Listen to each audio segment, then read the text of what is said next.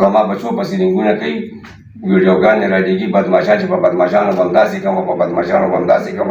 او زه به ما پیسې ورکړي دي او تاسو ښځې نن اوچت کي او وکړي وم دولتونه سړی دی انسان غواړم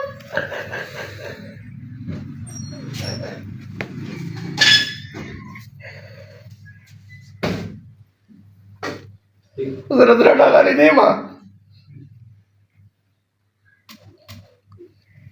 زما بچو سره که څه ظلم وشو ما سره که څه وشو د متعلقه تاڼه بې ذمهواري او انتظامیه بې ذمهواري بالله من الشیطان الرجیم بسم الله الرحمن الرحیم زما علی جان نوم دی چې د دې مرادات او کورونو اوسېدونکی یم دا زما والد صاحب دی زمونږ د دوکان یو تنازه ده چې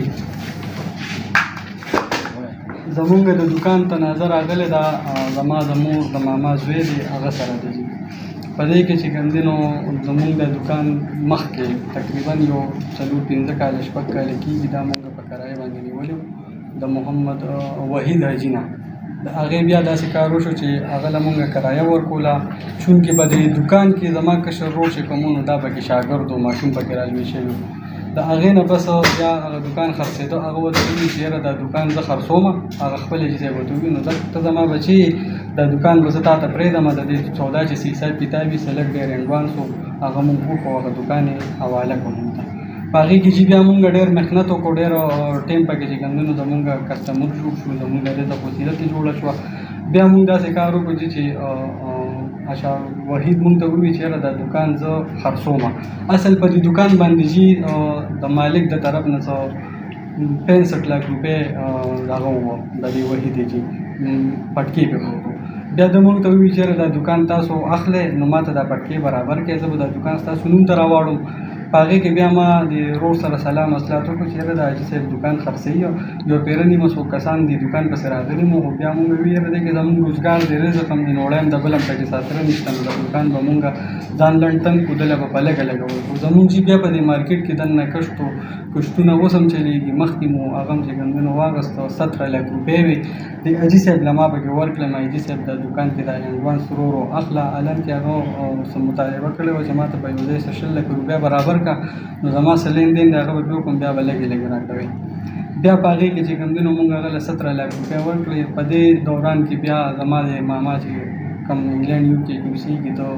سوال جواب وکړو رنګ یې کړو خبرې اترې وشوې د بیا ما ته وویل چې هلکه خبر شوی مبارک شه دوکان هم نیولی دی میجبلي کړو دوکان نو هغه لکه خوشحاله مو بیا په هغې دوران کې چې کوم دی نو زمونږ دا خوراکۍ وه د دې رشته وشوه چې د دې رشته وشوه تقریبا 2 خوراکۍ رالېږلې وه دې انګلینډ کې یو کې خپله نوم راغلی په موبایل باندې خبره شوې وه بیا دوی څه د منګنۍ ورځ فکس کړې وه منګنۍ شوه نو بیا دې کې چې کوم دی نو د 2 خوراکۍ راغلې وه او یو بل کس هغه راغلی 2 کسان راغلي ګاډي کې ښه مټۍ هر څه وغیره هر څه رول هغه رشته چې کوم دی نو هغه ډېره درنه وشوه دلته کې موږ خپل مین راټول کړو د ده په وینا باندې هغه رشته وشوه په هغې کې چې کوم دی نو بیا به خبرې کولې سهار به یې رنګ کوو ماښام به یې رنګ کوو خبرې اترې کېدې داسې جاري روانه وه بیا په هغې کې چې ده ته پته ولګېده چې یاره دا دوکان خبره ده نو ما ورته هسې د دوکان خبره ډسکس کړم ماما دغسې دا دوکان دې خرڅېږي که تاسو اخیستی شئ مونږ سره خو دونه پیسې چې نه برابرېږي زه خو خپل کور هم خرڅ کړم نو دا 8 لکه 8 لکه روپۍ دا زما په وس کې نشته که ما ډېر زور ولګو نو دغه پیسې مې را پیدا کړې دغه 18 لکه روپۍ ما لومبې په مخ کې په سر ورکړې د هغې نه بس بیا داسې کار وشو چې د ما سره خبره مبره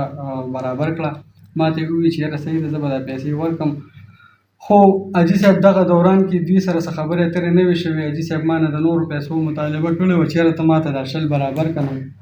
بیا په دې کې 15 لکه روپۍ ما یو ورکړې او 2.5 لکه روپۍ ما د خپل طرف نه حاجي صاحب له بیا ورکړې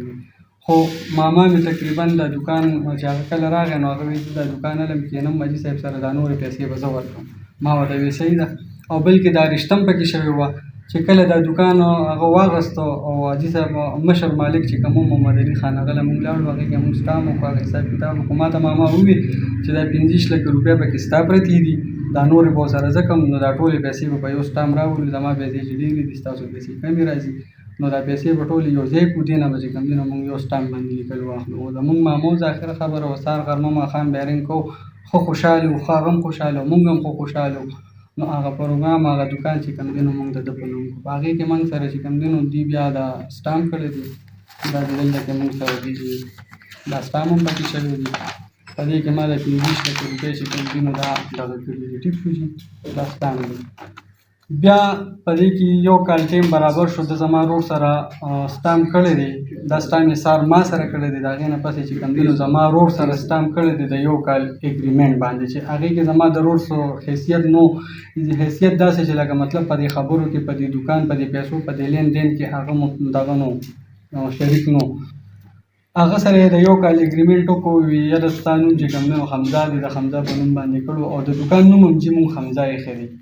هغه دکان کې هغه سره د یو کال اګریمنټ سټامپ وکړو چې هغه سټامپ هغوی سره دی. په هغه سټامپ باندې وګورئ چې زما د پلار نوم غلط دی، زما د ورور شناختي کارډ نمبر چې دی نو دا غلط دی، هغه نه نو اخیستی. هغه لاندې دکان کې دکانداري کوله، دې چې کوم دی نو دې ته دا سټامپ د یو کال کړی دی. ټیک شو جي هغه سټامپ اوس هغه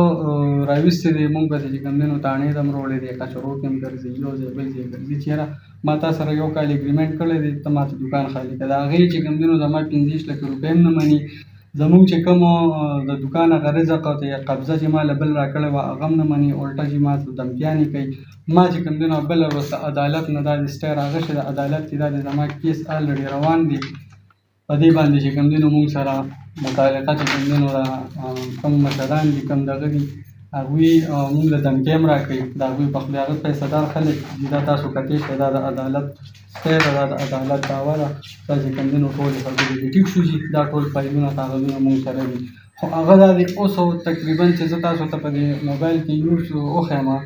تقریبا دا دی اوس هم هغه ماله دغه راکړه، په دې ویډیو کې به زه تاسو ته وښیم. اوس هم هغه ماله دمکي راکړه چې زه وروره نه عدالت منم، نه چې کوم دی نو زه نور څه منم. دا تاسو وګورئ.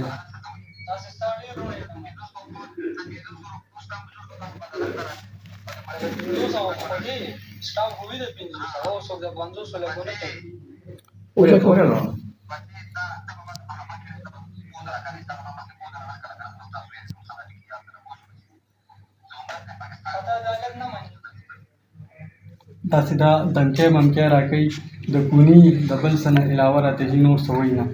نو مونږ یې په خانانو باندې دغه کړي یو، دم کولي یو، لکه خانان ورسره ولاړ دي، جي پیسه دار سړی دی، پیسې ورکوي. که مونږ ته څه نقصان ورسېدو یا زمونږ دکان ته یا چې کوم دی نو دغه ته زمونږ ذمهوار به دا انتظامیه وي. چې مونږ ډېر په عاجزۍ باندې ډي پي او صاحب نه، نورو مشرانو نه، واکدارانو نه چې کوم د سرکاري په توګه باندې زمونږ د هغې نه په ډېر عاجزۍ سره د خپلې نوړۍ دا واپسي غواړو، یا چې کوم د دې مونږ سره ظلم او بربریت کوي، د دې چې مونږ عاجزانه یو، مونږ د دې وس نه لرو. خو بس زمونږ په حال د خدای رحم وکړي، زمونږ سترګې چې کوم دی نو چې تاسو دې مشرانو ته دي، زمونږ دا خورکۍ چې کومه بیا د وکړه د هغې کوېده نه شوه، هغه د بیا زمونږ دې خورکۍ ته هم ویلي دي، او داسې خبرې مونږ ته په خپله هم کړي دي. ده وایي چې یاره زه د دې دکان دا کومه کرۍ چې کومه ده دغه به ته مالک له ورکړې 31,250 او دا 45,000 روپۍ چې کوم دی نو دا به زما دې انګور ته ورکړې، دا به د دې خرچه وي. په هغې کې هم هغه مونږ سره زور زبردستي وکړو، هغه هر یو شیز یې هېر کړو. اوس هغه چې کوم دی نو وایي زه نه د جینۍ کوم، جینۍ هم پرېښې ده. نو مونږ یې جي په خاندان کې په خپلو مینو کې مونږ رسوا کړو، عزت یې کړو، زمونږ عزت یې خراب کړو. زما خور د مدرسې نه، د سکول نه، د کالج نه، د هر څه نه د دې ظالمانو په وجه پاتې شوه. په خاندان کې په هغې وشرمولو. په بازار کې چې مونږ ځان له په دې 4-6 کاله کې کوم لږ بږ عزت جوړ کړو، نو هغې مونږ چې په دې دکان باندې وشرمولو، او مکمل چې په دې لاره باندې ځو نو هم راته د خلکو نظري چې مونږ ډېر ذلیله کړو، ډېرې بې عزته کړو، دمکۍ راکوي، کنځلې راته کوي، خبرې اترې ډېرې سترې سپورې کوي. زمونږ ته اوس چې کوم دی نو چې تاسو وکړئ، انصاف په تاسو، فیصله په تاسو باندې، فیصله زمونږ په دې مشرانو باندې چې دونه ظلم خو څوک چا سره نه کوي.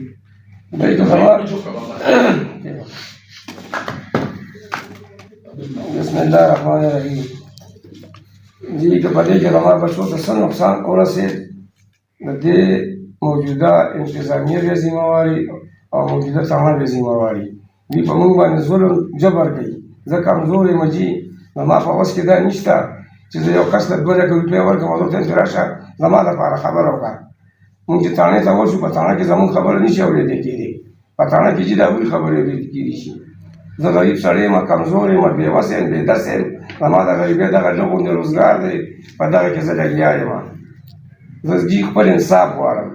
زه په ډېرو شرمولم زه په دوکان وشرمولم زما لور په یاده باندې لسمه سپاره ادا کړې وه او هغه د دې ظالم د لاسه پاتې شوه په غم خاطر زما لور نشي تللی زما ښځه نشي تللی موږ نشو تللی چې چاله ځو هلکه وي لور یې درله په څه پرېښوده هلکه دوکان ته نه ولېږي چې زه ډېر غریب سړی یم زه انصاف غواړم زه د موجوده انتظامي نه زه انصاف غواړم ما سره د انصاف وشي حاجي صاحب دغه یو سوال هم را پیدا کېږي چې لکه دوی دا رشته په څه باندې پرېښوده تاسو څه وایئ لکه دا څه وجه دا چې د دوی یو خور وه په دې پنډۍ کې دغه خور سره واده کړې وه چې زه به ستا لور کوم ده د هغې نه په پټه زما لور وکړه خو دې زما دوکان ته غلی و د په حساب زه پرې نه وم دې زما دوکان ته غلی و د خور نه خبره پټه کړه دلته یې رشته وکړه چې خور یې کله خبر شوه د پسې رینګ وکړو چې تا خو وروره ما ته ویلي دلته خو ما هندرور ته ویلي دلته ما خاوند ته ویلي دي دلته ما ټول ته ویلي ته خو لاړې ته خو په 400 کې جینۍ وکړه ته خو زما کور وانې ده دې بیا خپلې خور مجبوره کړ نو دې بیا چې کوم دی دې چې په کومه ورسته دله ما دویله ګوتما ما جامې ما مټۍ ما یې ښځې له چاندې بنګړي دا هر څه وله ما کړي په آق یو ورځ ما 95,000 روپۍ لګولي دي د خدای په ښکاری ویم په قرآن قسم په طلاق یې ویم چې دې لاړو دې پنډۍ ته لاړ دې ویې زه لاړم زه به سبا ځم UK ته واپسي چې دې بیا راغی د ده په کولاډیر کې د مور پلار کور دی د ده مېړانه خور ده هغې ته سوال جواب وکړو چې تاسو به دې خلکو ته سوال جواب وکړې چې بوی مونږ دا جینۍ نه کوو هغې ورته ویې چې زه ورته نشم ویلی ورور ته لاړ شه په خپله ورته ووایه د یو بل ته ویلي دي د مونږ ته په خپله خوله نه دي ویلې یو کال د مونږ سره خبرې نه دي کړې یو کال پس چې دوس رنګ وکړو نو دی وایي چې ما د دوکان خالي کړه دا انصاف دی زه چې انصاف غواړم د لږ نوم شه د پلار نوم یې شه د کوم د ده محمد اسماعیل و د زوی چې کوم دی د پلار نوم یې سیف علي دی په کولاډیر کې اوسي د دې نوم اسماعیل دی دا زما لور چې چا ډه کړی د ارمان نوم دی دا ارمان او اسماعیل دا په UK کې اوسي پلار یې په کولاډیر کې اوسي دې مونږ سره جي بلکل مکمل زما بچو پسې رنګونه کوي ویډیوګانې راډیږي بدماشان چې په بدماشانو به همداسې کوم په بدماشانو به همداسې کوم او زه به ما پیسې ورکړي دي او تاسو ښځې نن اوچت کړي او وکړي وم دولت څنګه سړی دی زه انصاف غواړم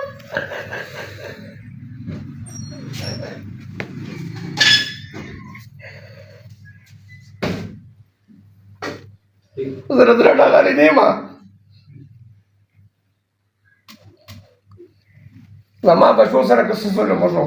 ما سره که څه شو د متعلقه تاڼه بې ذمهواري او انتظامیه بې ذمهواري ځکه ده سره پیسې دي د یخان نه رالیږي د بدماش نه رالیږي زه غریب سړی یم بهی زما په تاڼه کې هم څوک خبره نه وړي ټیک ده خدای مهرباني